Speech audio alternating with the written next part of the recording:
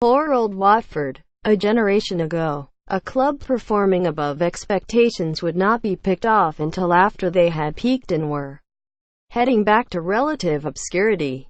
That soon changed when rampant commercialization came. But even then a club could enjoy a full season of joy before those at the top of the food chain began to circle. Now, with clubs as the epitome of needy consumerism, you get 3 months. Brazilian Richarlison has started 11 matches in English football, and yet a host of clubs are reportedly considering making a move in January or next summer. The reward for effective scouting might be a profit of 20 meters to 30 meters. The more immediate concern for Watford is the interest in manager Marco Silva from Everton. The Independent's Jack Pitbrook first reported Watford rejecting Everton's request to speak to their manager, and a reported 8.5 meters sweetener will apparently not be enough to persuade them otherwise. But Everton will persist. That 8.5 meters figure, dwarfed by most top-flight transfer fees, emphasizes just how much managers are undervalued in comparison to players. That will surely change soon. Should Everton want Watford's best player, it would cost them 40 meters. Why not the manager? You can see why Everton are prepared to pay for Silva. It is 24 days since they sacked Ronald Koeman, and are no closer to finding a permanent replacement. If they have decided that they do not want Sean Dyche, Sam Allardyce or David Unsworth, Silva is the best fit option. He has experience of the Premier League and has a CV without a significant black mark. Time is ticking at Goodison.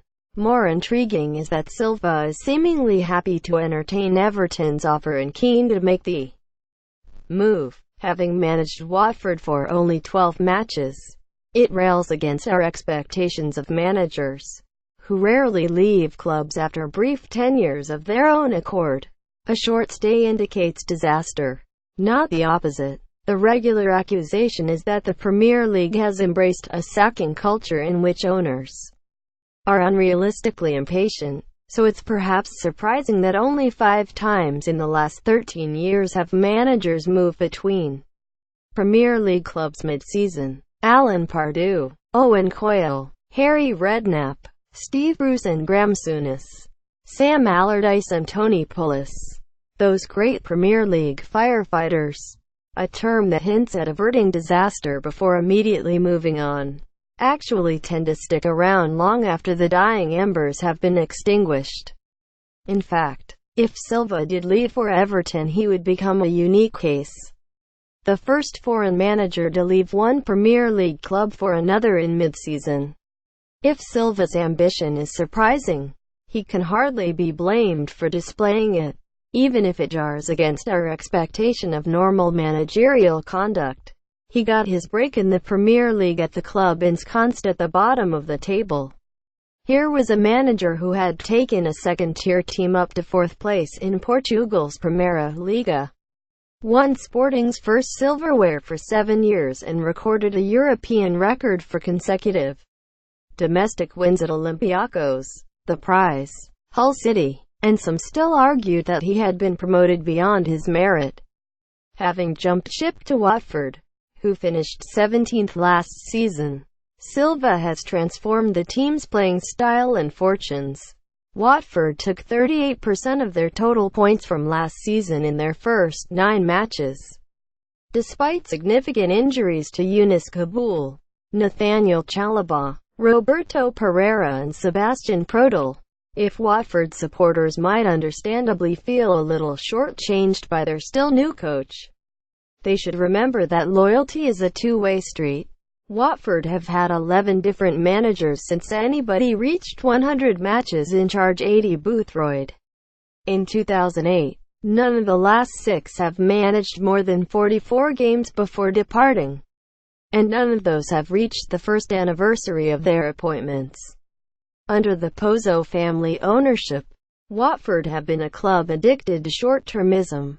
Under those circumstances, you can't really complain when a manager, aware that they will be quickly tossed aside if things go awry, looks after no one. Every other stakeholder in football is guilty of impatience. So why shouldn't ambitious coaches be the same? Silva is a feel-good manager with a thriving reputation. After almost a year in England, his reputation is only now as high as it is in his homeland. That says plenty about the insularity of our domestic game. The key to forging a successful managerial career is not just winning matches, but knowing when is the best time to make your move up the ladder. That's generally when your stock is highest.